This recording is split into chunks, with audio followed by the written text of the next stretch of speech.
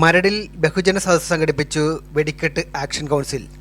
മരട് കൊട്ടാരം ഭഗവതി ക്ഷേത്രത്തിലെ താലപ്പൊലി ആഘോഷങ്ങളുടെ ഭാഗമായുള്ള ആചാരപരമായ വെടിക്കെട്ടിന് ജില്ലാ ഭരണകൂടം അനുമതി നിഷേധിച്ച സാഹചര്യത്തിൽ രൂപീകരിച്ച മരട് വെടിക്കെട്ട് ആക്ഷൻ കൗൺസിലിന്റെ നേതൃത്വത്തിൽ മരട് ശ്രീദേവി ഓഡിറ്റോറിയത്തിൽ ബഹുജന സദസ്സ് സംഘടിപ്പിച്ചു. കേരള ഹൈക്കോടതി retired justice Shri B Sudheendra Kumar ഉദ്ഘാടനം നിർവഹിച്ചു. ഒരു നൂറ്റാണ്ടിലേറെയായി നടന്നുവരുന്ന ക്ഷേത്ര ആചാരം എന്നത് പരിഗണിച്ച് മരട് വെടിക്കെട്ടിന് അനുമതി നൽകുന്നതിന് നിലവിലെ നിയമത്തിലെ മാനദണ്ഡങ്ങളാണ് തടസ്സമെങ്കിൽ അതിന് പ്രാദേശിക ഇളവുകൾ ലഭ്യമാക്കുവാൻ ഭരണകൂടത്തെ സമീപിക്കുവാനും മരടിലെ സ്ഥലപരിധിയിൽ നിന്നുകൊണ്ട് എത്രത്തോളം വെടിക്കെട്ട് സാധ്യമാകും എന്നത് പരിശോധിക്കാൻ ഒരു വിദഗ്ധ സമിതിയെയോ കമ്മീഷനെയോ നിയമിക്കണമെന്ന് ജനസദസ്സ് ആവശ്യപ്പെട്ട് സമാന ആവശ്യങ്ങൾ ഉന്നയിച്ചുകൊണ്ട് ബന്ധപ്പെട്ട കോടതികളെ സമീപിക്കുവാനും ഈ ജനസദസ്സ് തീരുമാനിച്ചു. ജനസദസ്സിൽ ആശംസകൾ നേർന്നുകൊണ്ട് BJP സംസ്ഥാന വൈസ് പ്രസിഡന്റ് നാരായണൻ നമ്പൂതിരി, കോൺഗ്രസ് മരട് മണ്ഡലം പ്രസിഡന്റ് ജിൻസൺ പീറ്റർ, CPIMന്റെ മരട് ഈസ്റ്റ് ലോക്കൽ കമ്മിറ്റിയുടെ സെക്രട്ടറി സുൽകുമാർ, MRS മേനോൻ, ജയൻ പാലയിൽ, വിനോദ് കുമാർ കളപ്പുരക്കൽ, NC ബാലഗംഗാധരൻ, ശിവപ്രസാദ്, സുരേഷ് കുമാർ, അനിൽ K നായർ തുടങ്ങിയ ആക്ഷൻ കൗൺസിലിന്റെ പ്രതിനിധികളും സംസാരിച്ചു.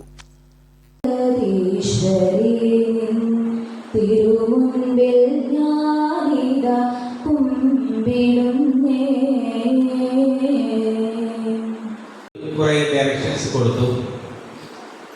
അത് 2005-ലാണ്. അപ്പോൾ 2000-ൽ തന്നെ മറ്റേ ministry of environment and forest ഒരു നോട്ടിഫിക്കേഷൻ വന്നിരുന്നു, ഒരു റൂൾസ് കൊണ്ടുവന്നിരുന്നു. ആ റൂൾസ് അനുസരിച്ച് ആ റൂൾസിൽ ഒന്ന് പറയുന്ന ഇതാണ്: ഈ വെടിക്കെട്ട് നടത്തുന്നത് അമ്പലങ്ങളുടെയോ അല്ല റിലീജിയസ് ഇൻസ്റ്റിറ്റ്യൂഷൻസിൻ്റെയോ വിദ്യാഭ്യാസ സ്ഥാപനങ്ങളുടെയോ ആശുപത്രികളുടെയോ കോടതികളുടെയോ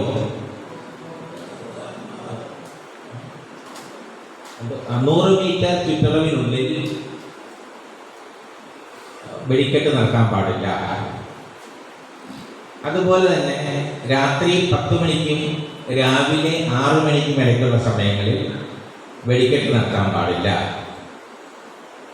ഈ രാത്രി 10 മണി 6 മണി എന്നുള്ളത് സുപ്രീം കോടതി തന്നെ മറ്റേ നമ്മുടെ 31 ഡിസംബർ ജനുവരി 1 ആ രാത്രി 11:55-നും 12:30-ക്കും ഇടയ്ക്കുള്ള സന്ദർഭത്തിൽ വെടിക്കെട്ടാകാമെന്ന് വേറൊരു ദിവസത്തെ ഡിസിഷനിൽ പറഞ്ഞു.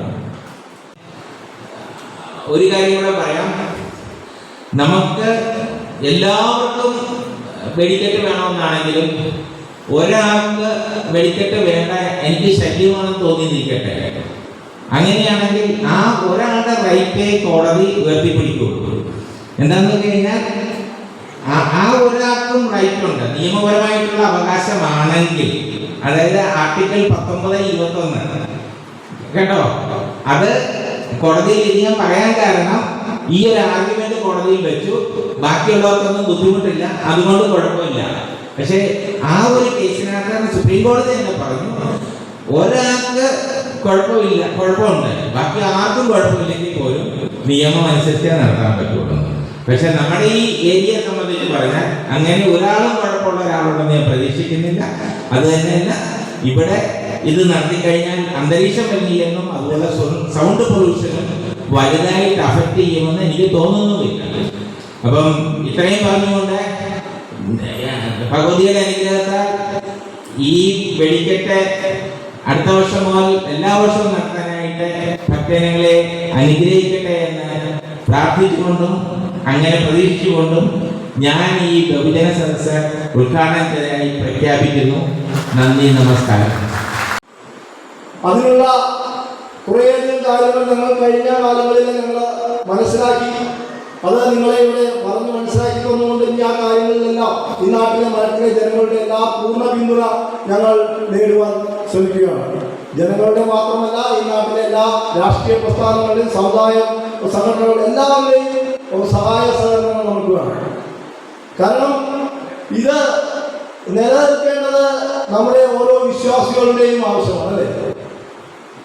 ഇനിയുള്ള കാലങ്ങളിൽ ഞങ്ങളെ സംബന്ധിച്ചിടത്തോളം വളരെ വേദനാജനകമായിട്ട് പറയാനുള്ള കാരണം കഴിഞ്ഞ കാലങ്ങളിൽ 2016 കുട്ടികൾ അപകടത്തിന് ശേഷം ഒന്ന് മനസ്സമാധാനമായിട്ട് ഉത്സവം നടത്തുവാൻ സാധിച്ചിട്ടില്ല എന്നുള്ള കാര്യങ്ങൾ നിന്നാക്കുന്ന എല്ലാ ജനങ്ങൾക്കും അറിയാം.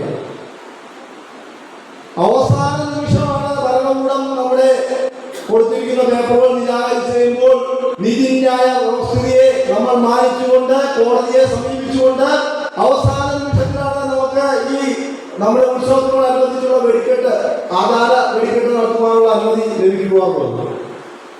കഴിഞ്ഞ കാലങ്ങളിലെല്ലാം നമുക്ക് ലഭിക്കുകയുണ്ടായി.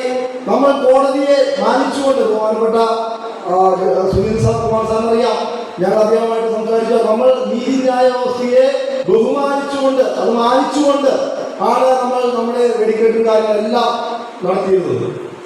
എന്നാൽ ഈ 2024 നമ്മളെ സംബന്ധിച്ചിടത്തോളം ജില്ലാ ഭരണകൂടം നമ്മളതിന്റെ പേപ്പറും കാര്യങ്ങളെല്ലാം കൃത്യമായി നൽകിയതാണ്.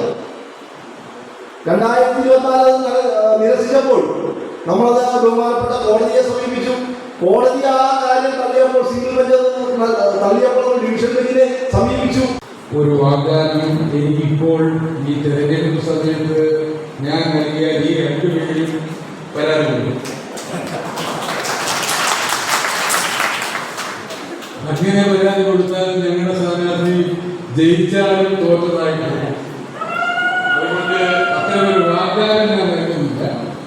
പക്ഷെ ഓരോ കാലഘട്ടത്തിൽ ഓരോ സാഹചര്യം ഉണ്ടാകുമ്പോഴാണ് നിയമങ്ങൾ പരിഷ്കരിക്കപ്പെടുന്നത്.